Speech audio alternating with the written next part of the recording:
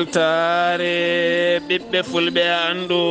diine maɗa fedde heblo sukaɓe afrique takkusana yoni to lobbudu duwe jatara giya jambo jama alwali cangaya a jayena pendawo ko on waktu yoni ha to beeli cowi kame sasela talɓe ene jiya en gardidi kabruji men to leydi sénégal jonde jagorɗon jeygu kame ɓen joguiɓe golle mumen to banggue jeygu leydi sénégal yewtere hakkude mabɓe gam yurnitade ustugol maaro nebam sukara e ndera leydi ndi to leydi mauritanie gonnoɗo hoorejo leydi ndi woni mouhammed wul abdoulaziz subaka hande o heeɓi kenal lakkitare ɗum ko caggal ñalawma hanki o nde gasi ko fate banggue contrôle judiciaire makko to leydi mali pelɓodiral musgal hakkude wonande joguitiɓe armeji taweteɓe ndera leydi ndi to diwan talatay oɗo saaha yani e juuɗe ɓen wiyeteɓe l'organisation état islamique ɓe al qaida to leydi guine konakiri ñalawma hanki o seppoji gulɗi jaw baɗi to konakiri legal hamdallahi suka gorko jarowo duuɓi 16 nottortoɗo inde abdoulkadiri diallo wasi hen fittando muɗum kabruji men manam en ha to côte d'ivoire burkina faso nigéria niger ma en dia ha to tchad kame uganda musidɓe tedduɓe woto goɗɗe joni jañoɗena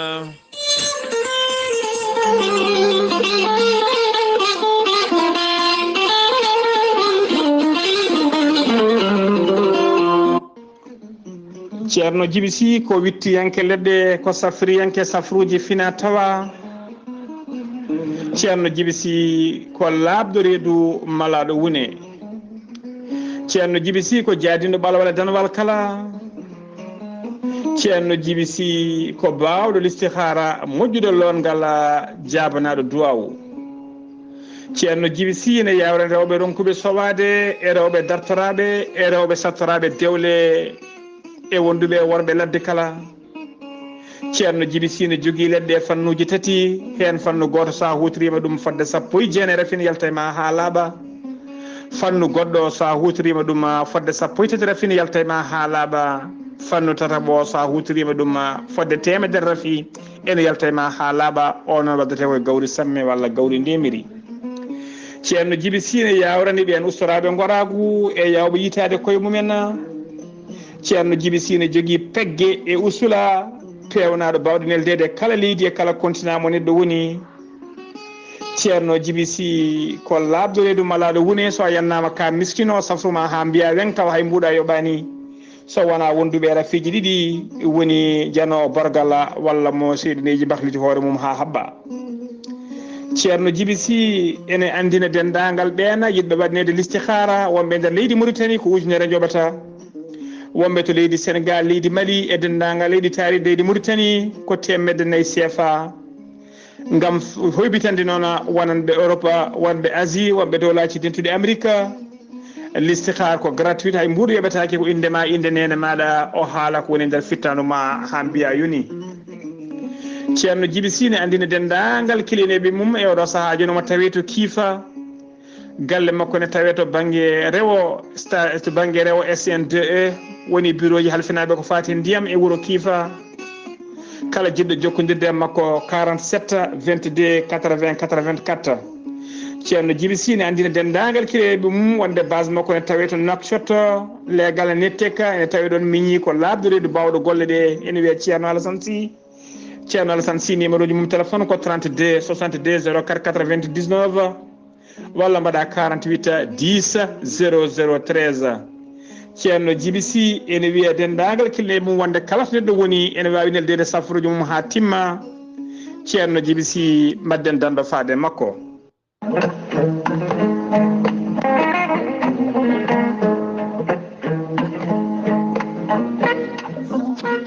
maître Adama Baldé ko gendiyanke ko wittiyanke leɗɗe ko safriyanke safruji fina tawa maître Adama Baldé ko joguiɗo seedantagal mum ha timmi baɗaɗori koni mondial ma baɗɗo tour du monde ha timmi ewɗo saaha joni tawi nder Dakar lamorgo leydi Sénégal maître Adama Balde ko docteur hakkillaji o safra ko neɗɗo hakkille mum ha timma ha ɓerde mum sella o safra ko heddi ko. maître Adama Balde ene jogui leɗɗe fannuji kiwɗi. omo safra wonduɓe e ɓuuɓre, wonduɓe e diabète, tension, wonduɓe e cholestérol, worɓe wonduɓe joguiɓe rafiji goragu. omo jogui leɗɗe ɓeydoje maniyu. maître Adama Balde ene yawrani ɓen wonduɓe deedi guttoji, deedi musuji e ɓalli guloji, ɓalli ƴakkoji. maître Adama Balde ne yawrani ɓen rewɓe ronkuɓe sowade, rewɓe dartoraɓe e rewɓe ɓe elleji mumen ndewani lawol. maître Adama Balde ene jogui leɗɗe ɓayre. omo jogui leɗɗe ko ɓandu foof lotte. omo jogui leɗɗe ko hunduko neɗɗo lotata ko hunduko mum, wona jiɗade to banggue haala,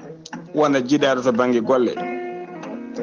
maître Adama Balde ene yawrani ɓen ronkuɓe hebde kayitaji e ɓiliɓe ladde donki hebde kayitaji. maître Adama Balde ene jogui leɗɗe ɓeydoje arsigaji. maître Adama Balde ene yawrani ɓen weddaɓe korte, wonduɓe dabaruji. maître Adama Balde ene yawrani ɓen rewɓe sattoraɓe dewgal. maître Adama Balde jinganen fula ɗum tawe nder Dakar lamorgo leydi Sénégal.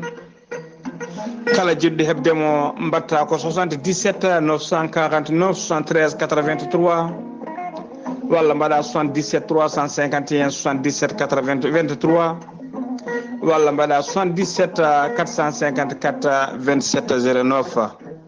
maître Adama Balde sa yeehi kadi to hello makko YouTube a waɗi maître Adama Balde jinganen fuladu ma yi to nate ɓosoje golle paydude fewi ɗe waɗata.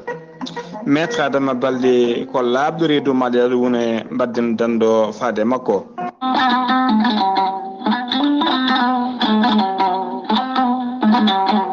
musidɓe tedduɓe, funnangue hirnangue rewoy worgo sahale ɓaleri jam koye are meɗen. jam garɗo e men woni gorel teya ko haako moƴƴo iwru ko en tokkoridinoro ari ko wallude e safrude ha moni kala yiito hen hoore muɗuma. gorel teya ko haako moƴƴo ko ala rewam a wulna ndiyam ma ha wula guitta hen ko jamirɗa mbaɗa hen aɗa yara aɗa yiito hen hoore maɗa. joguiɗo caɗele ɗaɗi mo ƴiƴam dogata e ɗaɗi mum jokkodire gorel teya joguiɗo caɗele cardiaque ko nonne kadi tension mo nangata taare caɗele gorago e fannuji goɗɗi kala ɓandu jaaɗoru fode jokkodire e gorela teya. gorel teya sa yiɗi hebde hen ko laaɓi sa yeehi to site mabɓe internet a waɗi www.gorelteya.com ma jangan hoorema ko gorel teya safrata kala. sa yiɗi jokkodirde tonggode gorel teya so tawi koto Italie gonɗa jokkodirta koye ceerno Abouli +39 339 85 66 739. so tawi koto Espagne gonɗa jokkodirta koye Boy Touré +34 643 29 22 96. so tawi koto Irsia Centrafrique gonɗa ko Ibrahima Diallo 00236 82 33 80 55. so tawi koto États-Unis de Amérique gonɗa Abousso Kawral Fouta Business +1 34 77 01 56 77. so tawi koto leydi France gonɗa Haruna Gaydo on numéro noon kala ɗo gonɗa e leyɗele he sa jokkodire on numéro ma heɓen kadi ko ɓuuri labde mbatta ko 06 50 99 64 43 walla mbaɗa 00336 50 99 64 43 mbadden dando faade gorel teya kettode kaburuji mon e ɗemngal pulaar Afrique, Asie, Europe, Amérique, Moyen-Orient, Océanie. jam nyalle mon musidɓe tedduɓe naasaande jeetati silto hitande ujunnaje ɗiɗi e nogase ɗiɗi yonti kumpital mine ɗemngal pulaar ɗo yeeso haalirde he ko musidɗo mon giɗo mon sehil mon Sar Aɓdullaahi Saar to karallagal weltare TV ha mbawon larde nati mon ɓosooje to lewru mon YouTube ko musidɗo mon Saydou Abouba kala jiɗɗo yebde weltare TV gilay kabruji mum ha e buuɗi mum yurmede foyre gendi kame jewte goɗɗe kala jorgo miijoji kala sa yeehi to YouTube tappi weltare ɓiɓɓe fulɓe walla ni weltare TV ma yi toon site baɗɗo tengade foof ma heɓɗum toona jeheten koye Sénégal gartaten koyeɗo hen suka debbo taw kadi ganduɗa koye duggere nokku biyeteɗo Aliya taw kadi ganduɗa ko yanoɓe toon wonande duggere on suka debbo piyaɗo toon taw kadi jeeyi sababu ko ɓen gendarme aɓe fiiɓe mo toon taw kadi koko fate banggue joom galle makko taw en keɓani taw holko addi caɗele kono kadi hewɓe kolliti metti mumen wonande gendarme aɓe araɓe dugge ɓe goyo kewi arde ko foyde ko fate banggue jaseje kame laɓeje gueɗe goɗɗe kono oɗo saaha ɓe joltini hen gueɗe goɗɗe ɗe ganduɗa ene fanni ɓerɗe wonande ɓeena aroɓe dugge ɓe kilay rewɓe ha e worɓe kala ɗum jeeyi sababu noon aynaɓe hewɓe kame sippoɓe erima moɓodiral fulɓe to Dakar kono kadi ɓe ƴettani oɗon ñalawma gam teskede on suka debbo nottortoɗo inde Fati Ba piyaɗo ha ganduɗa dande muɗum dañi hen caɗele mawɗe no fewi taw kadi fiɗum ko gendarme ko wona ɗum konon laamu ngu ne ƴetti pellital windidde jawdi ndi kala e nder leydi Sénégal ɗum noon fuɗɗata ko jeetati nduɗo hen lewru kame fesde jawdi ndi kono kadi hewɓe hen kolliti ɗeɗo hen gueɗe so tawi dartaki yo yimɓe dartin ko fate banggue binditagol ɗen gueɗe kala nde tawno bande kala ko waɗa janggo mum kadi ko an woni batteɗe hen ma en ketto hen seeɗa oɗo hen musidɗo tawtornoɗo suka debbo to woni toon to hôpital.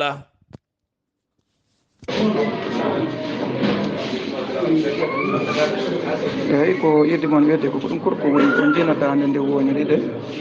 ko ɗo woni ko ollile ɗo o ɓaare pousse ɗum tagi ollila ɗini dande nde ko mi anda helde mi anda an foof no haalani moon mbeɗini siko hantanima tan onon fof ma on tin so Allah jaɓi ko namno toon on jiiri guete mon onon foof ɓen ɗon katta ko kala ko nanano on joni ɗum ɓuuri mawnude saabu min ko joni pawmin yiide an ɗum noon natti wonde sikki sak hayso tawino ko jeyannoɗo yamba walla ko mbaɗatno caasi ko ala hen duwani ɗum kam hande e Sénégal fotani onon jiiɗi guete mon moƴƴon jaro waɗi ɗum ko gendarme aɓe ɓe ribo escala tawetenoɓe toon to duggere Aliya ɗum ko caggal ɓe nangganoɓe ha ɗeɗo hen piile joli hen ɗeɗo hen gueɗe ko gueɗe teskaɗe e kala saaha so en keɓoyi ko ɓuuri hen labde ma en gartoy hen e nder kabruji men jeheten ko toon to Kédougou association des femmes jambar ɓe Kédougou juɓɓinino ñalɗi mumen ɗin ñalɗi noon oɗo saaha ko waytade caɗele ɗe rewɓe dañata e cuuɗi safara ha tenti noon ɓen rewɓe sowiɓe taw gari ko jibinde caɗele ɗe ɓe dañata guila to banggue ɓen safroɓe no jaɓɓortoɓe eno leptirtaɓe kala saaha ɗum ko caggal mayde oɗo hen debbo biyetenoɗo MD Diallo taw kadi ganduɗa ko mayɗo e ngol ɗon jibinirgol toon to hôpital mo Kédougou ɓe kolliti hen caɗele mabɓe mette mabɓe ɓe erima laamu ngu nde wawata ɓeydude darde mum no fewi gam toppitade nden kay kisala wonande ɓesguji yimɓeɓe ha tenti kadi ɓen yahoɓe ɗin cuuɗi safara ene jibinoya toon jonde kaldigal hakkude jagorɗo wonande jeeygu kame conseil national ko fate banggue consommateur wonande ɓeena sodoɓe taw kadi ganduɗa ko fate banggue nguura nden jonde waɗi gostodiral miijoji no fewi oɗo saaha jagorɗo holliti ko fate banggue maaro nebam sukara ko gueɗe gustade e nder leydi ndi ɗon ɗo wonno bidon 20 litres mo nebam ene yahanno ha 29 000 woni tan ujunnaje jeegom mankude temedde ɗiɗi wonɗo garata ujunnaje jeegom ɗe ko temedere wotere dutteteɗa hen oɗo saaha noon arti ha yettima ujunaje 5 mbuɗu ɓen yeeyoɓe noon ne poti ɗoftade wonande ɗin cogguji ɗi laamu ngu yaltini ko fate banggue maaro ko hono noon nonne kadi sukara oɗo saaha mo gonɗen kilo ko temedere e nogasa nden ne yahanno ha temedere capanɗe nayyi walla temedere capannayyi pawɗi buuɗi 5 walla ni buuɗi sappo dartoyo temedere e capanɗe 5 kono ɗo saaha mo gonɗen ko temedere e nogas woni ko laamu ngu happani wonande nguɗon prix oɗon prix ko wona ɗum ko noon kanko jagorɗo o holliti maɓe ƴettu peeje mawɗe no fewi gam haɓade wonande ɓen ɓeydoɓe ɗiɗon cogguji ko fate banggue tumanoɗo viol taw ko on suka debbo liggotonoɗo e galle patron mum on suka debbo jarawo e duuɓi 17 ɗum ko caggal kanko suka debbo e jummakko nde ɓe daari ñalawma heccenko e yeeso ñaawo mo deuxiéme cabine ko wala ɗum ko ñalawma hande o kanko on biteɗo Sitor Ndour taw ko on tumaɗo ɗeɗon gueɗe gonnoɗo directeur général taw ganduɗa ko université Koudou mo Dakar kam wonno toon oɗon fannu ko on tuma ne yaneguel ɗon cukalel hande noon woddarto e yeeso juge mo deuxiéme cabine en keɓani hen taw ko laaɓi ma en garto e oɗon kabaru sen keɓoyi ko ɓuuri hen labde jeheten ko ha ton to Kolda indema ko Aɓdullaahi Sabali won hen mbiyamo Aɓdullaahi Seydi ko kongowo mbaggu e nder diwan o kam woni jooliɗo hanki e maayo Saare Demba Poti ko toon woni ɗo yooli kanko noon yaranno koye duuɓi 40 macci rewɓe ɗiɗo kame 12 ɓiɗɗo 12 ɓiɗɗo ɗum noon o yooli koye cangol caggal nde toɓo mango jippi toon keddorɗen koye on yoolayru toon to Podor wonande tonne kadi ko yoolayru hawnidu waɗi toon e nder magistrat goto biyetenoɗo Basiru Ndiaye gonnoɗo e laanani iwno toon to duwi ne yano duwawa ene fati to Podor kam yooli ɗon ɗo wonno e kaɗon laana ɓandu makko noon hanki ñaluno ko awede kanko noon o wonno ko kolaɗo kuuɓal ko fate banggue cour d'appel de Podor ko wona ɗum ko kadi wo ardinoma ko fate banggue juridique taw ko sukaɓe fettiyankoɓe bal FC mo geeji wayɗe nele duwaw tan kamɓe kala nde jomiraɗo ɓeydata yurmede e mabɓe kamɓe e dendagal mayɓe julɓe kala gartaten ko fate banggue force spécial nangganoɗo guila 17 lewru juin ɓen yinnoɓe helde nokkuji kewɗe nder Dakar won goɗɗo biyaɗo teɓ ɗum ko ñalawma hanki o jagga ko toon to Kaolack kanko noon ko tailleur wo nottoto ko inde Yaya Cissé oɗo saha mo tawi juuɗe dik gam jabtade namde ko fate banggue oɗon force moɓe darno yidde addude caɗele e nder Dakar sanga ɗin seppoji ɗi yeewi askan wi yinno wadde ñande 17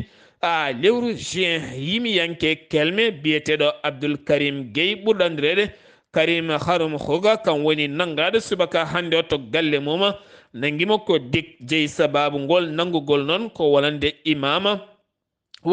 imam ndaw jaltuɗo aduna hecci hanki o caggal noon kanko on wo yaltinino oɗon vidéo o holliti rafi oɗon imam jeeyi sababu ko laamu leydi ndi ɗum noon o notto noddandu dik gam laɓɓitinde ko jeeyi sababu o yaltini ɗiɗon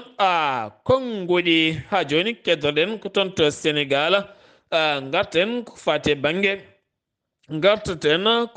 banggue nandiral bannugal sifande toon to Bissau ko fate banggue hakkude laamu leydi Sénégal kame rebel mo Casamance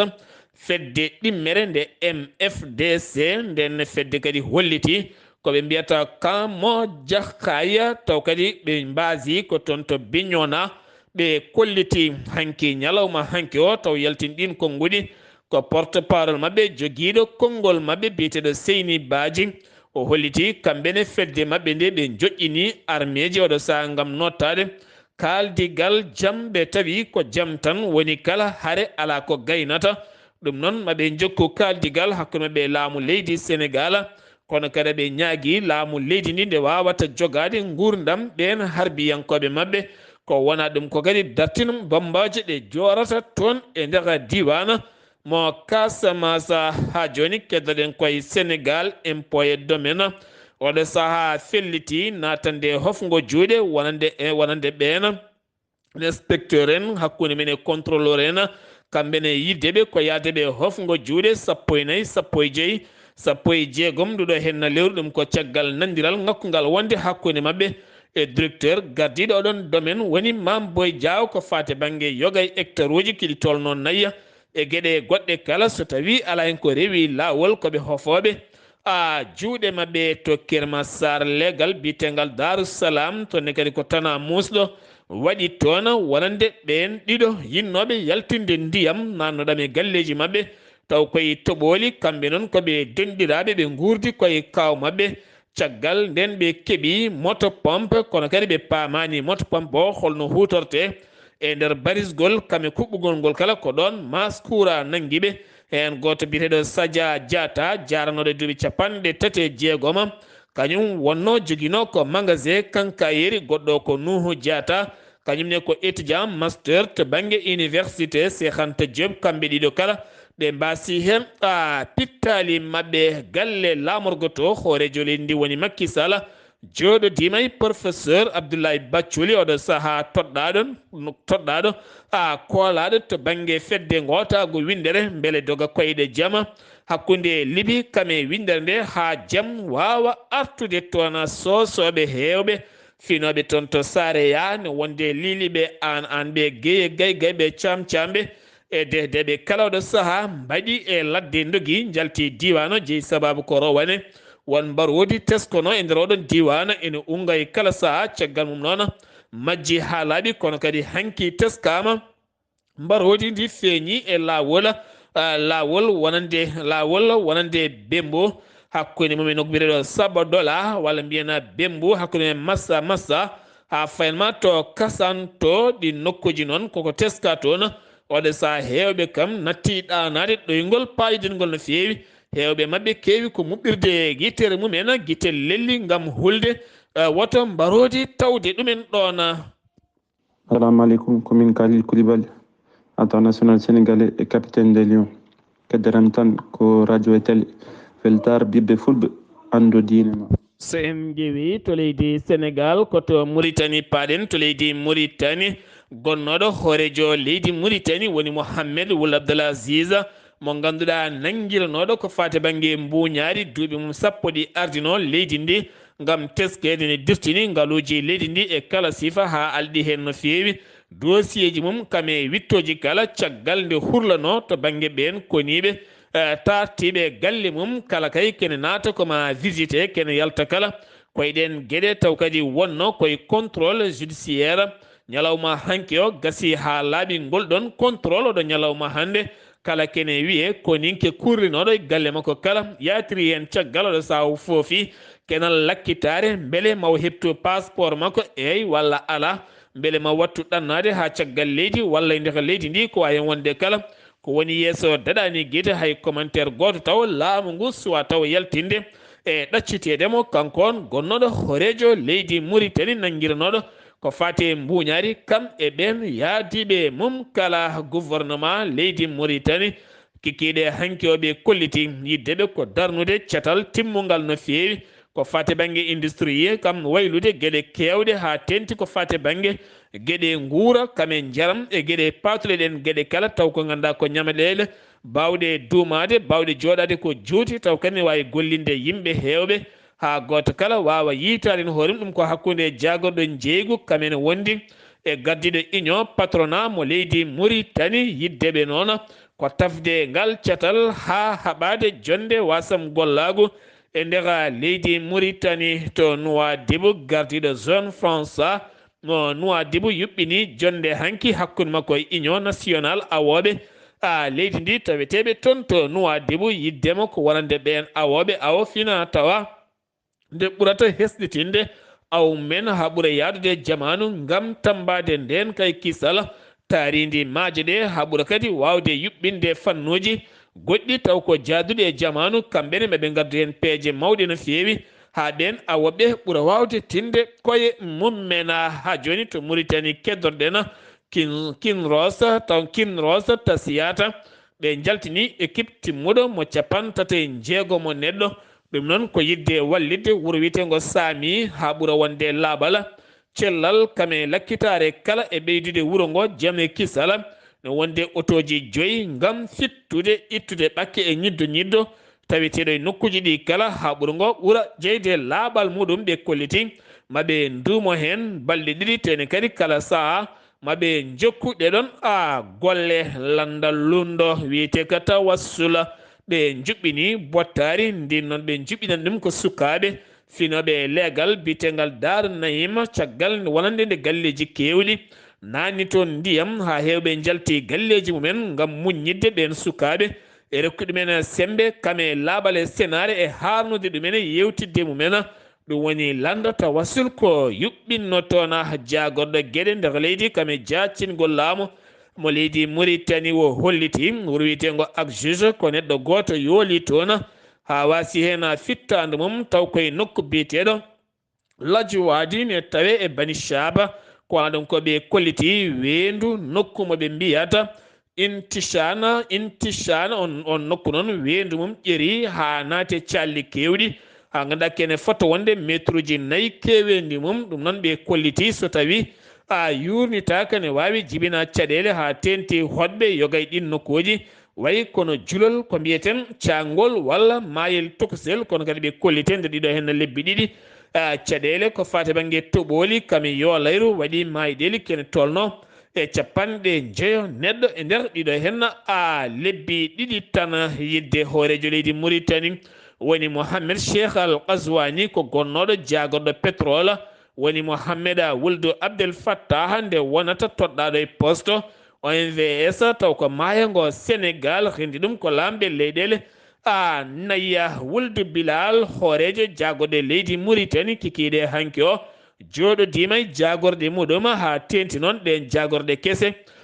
toɗɗaɗe ɗe haaɓe ɓuura andodirde ngam wasiyadeɓe ko fate banggue jokkodiral ngam e golle woni ko toɗɗa hakkude mabɓe e ɓiɓɓe leydi Mauritanie. aleykum min Kalil Koulibaly international sénégalais et capitaine des Lions keddaram tan ko radio e télé weltar ɓiɓɓe fulɓe ando dinama sen giwi to leydi Mauritanie ko to leydi Mali paaɗen opération moɓe mbiyata Mali ko kame kele tigui ko ɗum woni ko yuɓɓina mayirɗe lewru mayduɗo hen ndu août e nder leydi ndi ɓe kolliti ɓe jaltini dingiral haare hewɓe ɓen joguitinoɓe armée ji 8 chef d' état majeur armée leydi Mali holliti ɗum e nder kayitol ngol wo yaltini o holliti ɓe mbari ɓe jaggui ko heewi taw koye finoɓe nder diwan Douenza kene tolno 17 ɓe jaltini ɗumen toon dingiral haare nokku biyeteɗo Ashhuran ne tawe nder gourma toon ko yimɓe 10 joguitiɓe armée ji ɓe jaltini ɗumen dingiral haare nokku biyeteɗo Tula e booni toon ɓe ko yimɓe ɗiɗo ɓe jaltini ɗumen dingiral haare nder région mo Ségou nokku biyeteɗo Pogo ko yimɓe 10 ɓe jaltini toon ɗum ko nayi nduɗo hen lewru nokku biyeteɗo Naya wuro ɗum ko ñande 5 nduɗo hen lewru nokku biyeteɗo Tamania ɓe nanggui toon jeetato tuumaɓe taw jiiya koye ɓen joguitiɓe armée ji kono kadi nokku biyeteɗo Niya wuro ɓe tuumama toon ko fate banggue viol faade e sukaɓe rewɓe pelɓodiral musgal bangal ñande 6 nduɗo hen lewru woni ñalawma hecci hanki o ɗum ko hakkude pelle joguitiɗe armée ji ko wayno Daesh koɓe mbiyata Al-Qaïda kame fedde nde ɓe inniri islam wal muslimina ɗe pelle ɗiɗi nangodiri toon haare bonde ɗe kaaɓi toon ko pelle ɗe guitotta koye dingiral gotel kono kamɓe kala ɓe kolliti ɓe pellata ko jihada ko wona ɗum ko noon fedde innirande Daesh woni wallidiɓe Al-Qaïda ko kañumen tetti talata yoɗo sa ko sariya mabɓe dogata e nder ngon wuuro e ko taari ɗum kala keerol leydi Mali Côte d'Ivoire kene tolno 50 camion taw ganduɗa ko camion munissement mo loni woni ko juuki toon jeeyi sababu ko sukaɓe finoɓe to Jegoua kolliti gila tan nayi nduɗo hen lewru ɓennata ɗon so wona laamu transition ngu leydi Mali hokka yamirore timmude wonande yoɓe ɓennu walla ala ko kewno ko wonta kewto sen gewi to leydi Mali koto Guinée Conakry wuro wiyetengo wuro wiyetengo Longori ene tawe nder leydi ndi. Longori ko wuro tawetengo nder leydi ndi oɗo saha koddigal hakkunde finoɓe ngoɗon wuro kame baaɗi koko natti welde jeeyi sababu ko oɗo saha wonande ɗin fruiji taweteɗe leɗɗe mawɗe taweteɗe nder ladde nde yimɓeɓe koko batti ɓoggude ɗumen ne nawane jeeya ɗum woni nguura baaɗi ɗi. ɗin baaɗi kañumen ne batti jippade wuro ngo so tawi ɗon cukalon tokoson kela koye mumen ŋacca ɗumen ha kamɓe wuro ngo noon ɓe mbaɗi batu mabɓe gam umminde haare faade hoddiɓe mabɓe ɗiɗon baaɗi ɓen renoɓe nden ladde kolliti kañumen gonata weɓande ɗumen rende wonande ɗen gueɗe kene tolno e 600 hectares wonata hunde wemde no fewi finoɓe takko wuro manggo ngoɗon wuro ngo baaɗi jani ɓenne kolliti neɗɗo wona kalɗo weela hoɗata wonɗo koɗata taw jeeyiɗon ko kulle ladde ko ɓen tooñi ɗum waɗi hen haala mawka no fewi pooɗe ndure kono kamɓe wuro ngo ɓe erima laamu ngu nde ɓurata yawde nottade ndeɗo hen fiyande so wona ɗum koko jogori bomdeɓe kamɓe kala ɓe kulti ɗaccude hay sukaɓe mabɓe ene pija yoga e nokkuji cuuɗiɗi to leydi Guinée hanki wuli jaw toon to Hamdallahi ha vraiment to kosa kame Carrefour bamɓe to ɗeɗo leeɗe kala hanki ko seppo wulgo jaw waɗi toon jeeɗiɗi nduɗo hen lewru suka gorko jaranoɗo duuɓi 16 nottortoɗo Abdoulkadiri Diallo wasi en fittan ɗum ko caggal nde heeɓi kural o wattidi nawede to hôpital ko subaka hande to alarba subaka hande alhamisa jaafoɗon o wasi hen fittande makko caggal seppoji gulɗi jaw bannoɗi toon seppoji goɗɗi gulɗi jaw mbaɗi koto nokku biyeɗo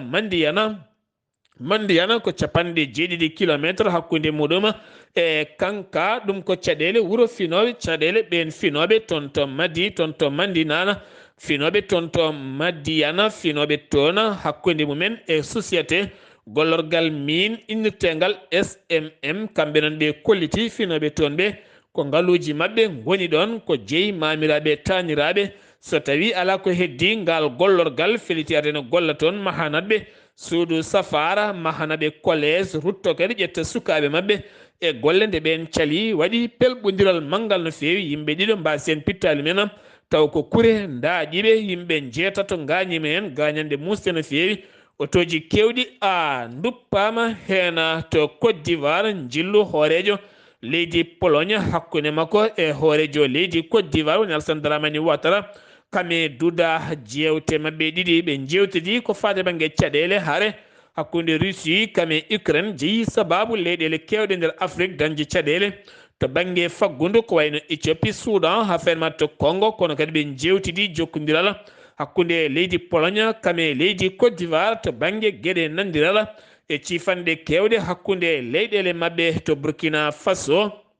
goto jeeyaɗo e mouvement moɓe indiri baliyo mouvement moɓe indiri baloyi on noon inde makko ko Olo Macca Kambo kam woni biyaɗo teeb oɗo sahani tawe juuɗe dadiɓe jeeyi sababu ko yaltindemo konguɗi e nder clip goto mo yenna hen hoorejo leydi ndi ɗum koko haɗa e tugnorgal leydi mabɓe to Nigéria hakkude Mohamed Buhari kame jillu hoorejo leydi Pologne jillu balliɗi o yilno toon ade makko yaade toon to leydi Côte d'Ivoire ɓe nandiri cifanɗe kewɗe ko fate banggue ndema kam eko timminta ndema riwta heege nder leydi ndi ɗum noon ko cifodiral hakkude ɗeɗon leyɗele ɗiɗi Nigéria anditama gonɗo caggal ɗaccitugol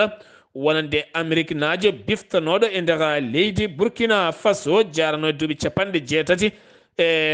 jarowo duuɓi 83 ha accita yontere yawtunde woni caggal muɗum ko hoorejo leydi Niger Mohamed Bazoum kam woni dogɗo hen koyɗe jaam to Tchad holliti ma uddit consul muɗum toon to wuuro wiyetego Dakhla ne tawi nder Maroc ɗum ko caggal jokkodiral hakkude jagorɗe ɗiɗi hakkude leyɗele gam ɓeydude nden kay kisala kame jokkodiral hakkude ɗeɗo hen leyɗele ɗiɗi leydi Tchad kame leydi Maroc to Uganda waɗɗani kerol RD mo Congo wuuro wiyetego Kasete wuuro gon noon ne tawi kerol ko toɓoli mawɗi jippi toon kewɗi ha ganduɗa ɓakke kewɗe jaadi hen jeeyi sababu kene tolno 15 neɗɗo mbasi toon pittal men ɓuuri hen hewde ko rewɓe kame sukkaɓe wiide gouverneur oɗon a diwana musidɓe tedduɓe ɗum ɗo henna wonno kabaruji garandina kikiɗe hande oɗo yesso haalirde he ko musidɗo moon juɗe moon sehil moon Sar Aɓdullaahi Saar kettimalaki jaam yo jaam Allah hiranen.